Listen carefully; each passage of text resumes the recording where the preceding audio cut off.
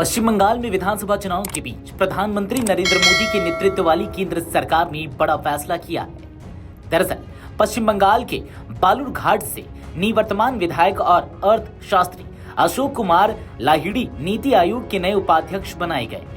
वहीं वैज्ञानिक गोवर्धन दास को आयोग का सदस्य बनाया गया है।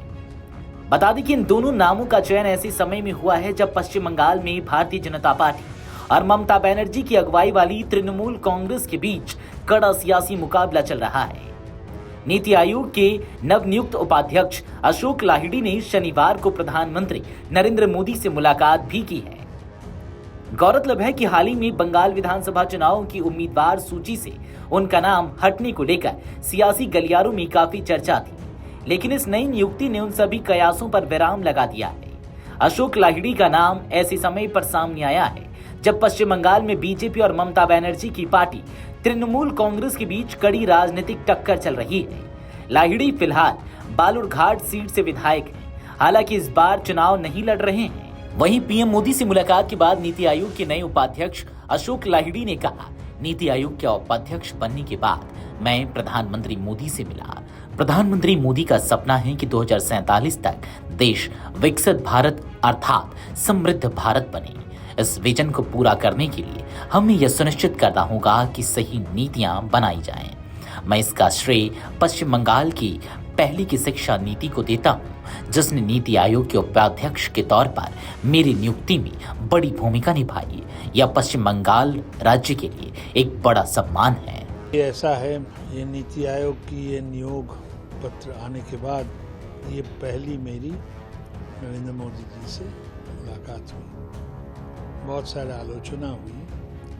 इसमें एक चीज़ जो सामने उभर के आई, नरेंद्र मोदी की बहुत सारे सपने हैं। आप जानते हैं कि 140 करोड़ की देश, अभी हम पुअर कंट्री नहीं है, लो मिडिल इनकम कंट्री है, मगर मोदी जी का सपना है 2047 तक विकसित भारत अर्थात समृद्ध भारत होगा है।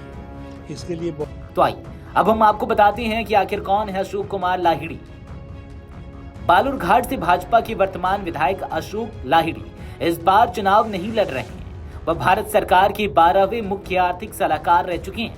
उन्होंने कोलकाता के प्रेसिडेंसी विश्वविद्यालय से अर्थशास्त्र की पढ़ाई की है।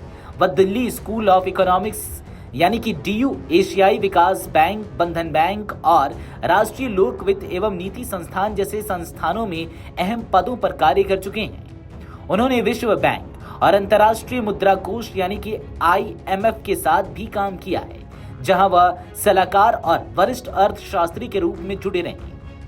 अशोक लाहिड़ी को दिसंबर 2002 में उस समय मुख्य आर्थिक सलाहकार नियुक्त किया गया था जब अटल बिहारी वाजपेयी प्रधानमंत्री थे। उन्होंने जून 2007 तक इस पद पर कार्य किया, जिसमें उनका अधिकांश कार्यकाल मनमोहन सिंह के नेतृत्व वाली सरकार के दौरान रहा। तो आइए अब हम आपको बताते हैं वैज्ञानिक गोवर्धन दास के बारे में। गोवर्धन दास एक वैज्ञानिक और भाजपा के पूर्व सदस्य हैं। उन्होंने 2021 में पश्चिम बंगाल विधानसभा के लिए पूर्व बस्थली उत्तर सीट से चुनाव लड़ा था।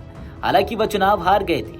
वह एक प्रमुख इम्यूनोलॉजिस्ट हैं और जवाहरलाल नेहरू विश्वविद्यालय में कार्य कर चुके हैं। इसके अलावा वह भोपाल स्थित भारतीय विज्ञान शिक्षा एवं अनुसंधान संस्थान के निदेशक भी रह चुके हैं।